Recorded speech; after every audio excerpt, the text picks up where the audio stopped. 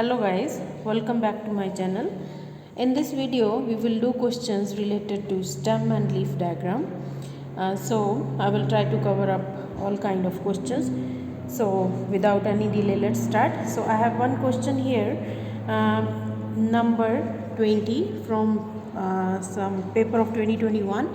Mike concludes an experiment to find out if cars drive at different speeds on different days.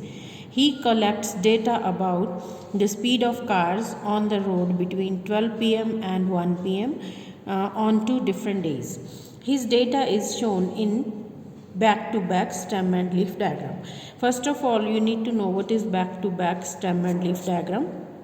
So you see, this is the stem here in the middle, and you have leaves here, this side, this side. So this kind of graph is called back to back because we have both sides, the information on both sides of the stem, right?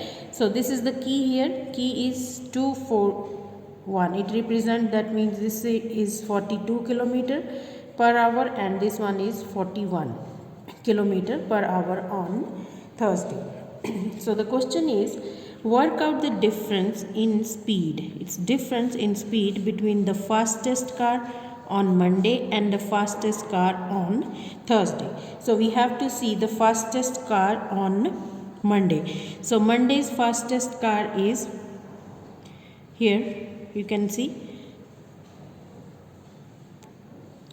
So Monday fastest car is, how will you read this? This one is 83, right? So Monday fastest car is, speed is 83 kilometers per hour.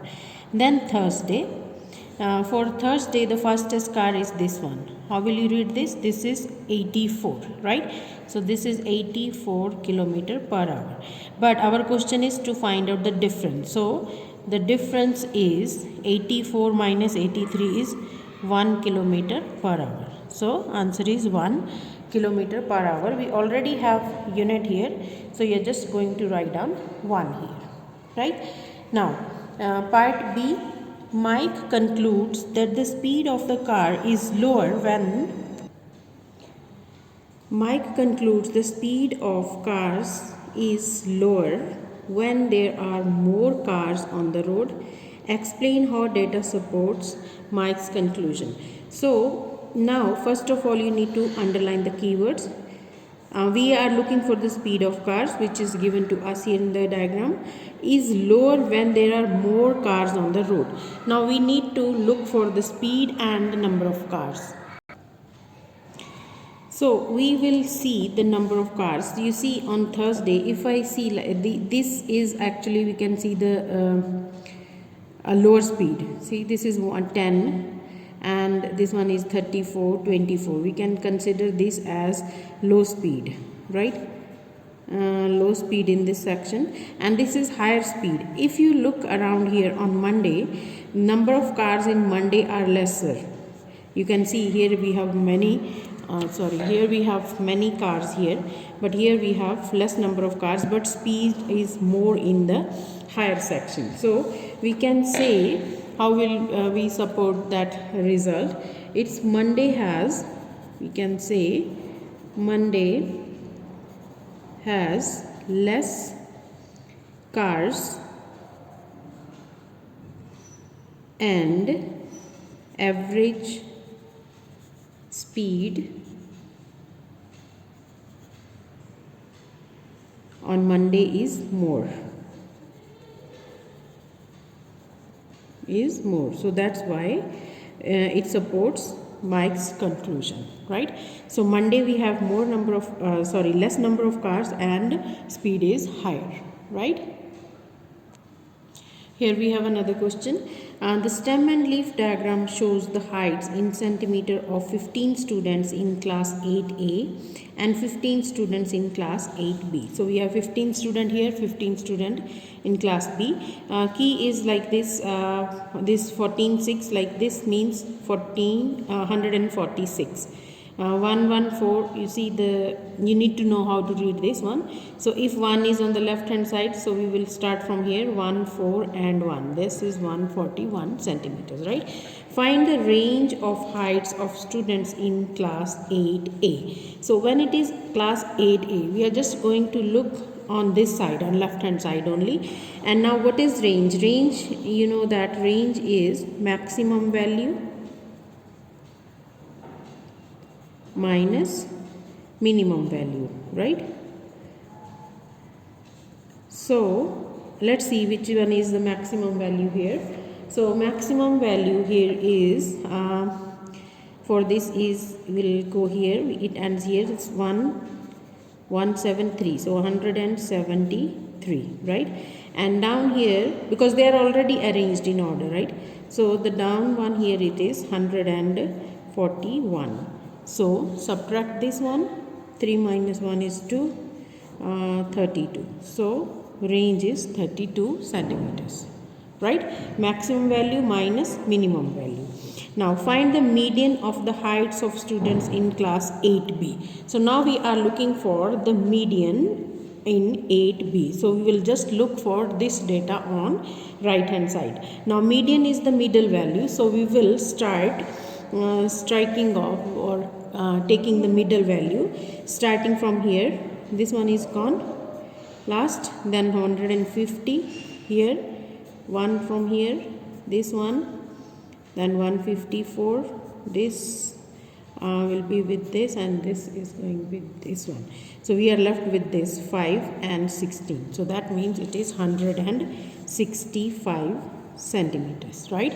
So you need to strike off the numbers. If you cannot manage like this, you can just write it here down in order like 146, then we have 150 here, then you have 152, 157, 161, again 161, 163, 165, 168, 170, 174, 176, 176 again, 176 and 182.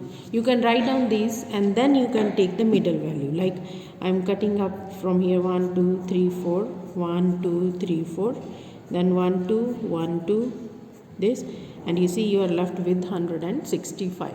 So that will go here in the answer column. You can use whatever method is you feel is good for you, so you will get the same answer, right? So let's move to next part. Give two statements to complete the heights of students in two classes. So we have to comment on the classes, two statements to compare the heights. So how to compare? So if you see here class 8B, so this is the highest value here if you see, but in class A none of the students have higher height, so that means class 8B students are taller. So we can see number 1, class B, 8B students are taller as compared to class 8A, right? One statement, and second one, we can see the range here. If you look for the range here, so the range for class 8B will be larger because we have the highest number also, highest height also, and then the lowest also. So we can say the range of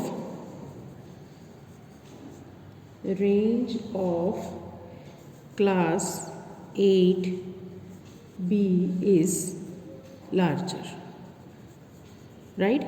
So that means it has a wide range. It has smaller height students, it has medium height students, and it has the taller ones, right? So that's it for this one. Let's see another question. Here we have another question. The back-to-back stem and leaf diagram shows the score for two different teams in last 25 basketball matches. We have team X here, we have team Y here. Here is the key 850. Now this is combined key. You see this score is a score of 58. 58 is this way, 5 and 8 58, and this way it will be 50 for team Y, right? So remember to read the scale carefully so that you do not make any mistake. Now tick a box to show which team generally had higher scores. So which team generally had higher score? If you see here, so team Y, lower scores are more. You can see there are many here. But here if you go up, let's say we can take last two columns. So less numbers are in less scores are in team Y and more scores are in team X. So we can say that team X has higher score, generally higher score. Why? Because team X has more scores as compared to team Y, right? Because we have more information, more data in team X than team Y, right? So that's all for stem and leaf diagrams. I hope you guys understood everything. If there is anything, let me know in the comment section, and please subscribe to my channel if you have not done so, and let me know which topic you want the next video on. So thank you so much guys. God bless you. See you in the next video.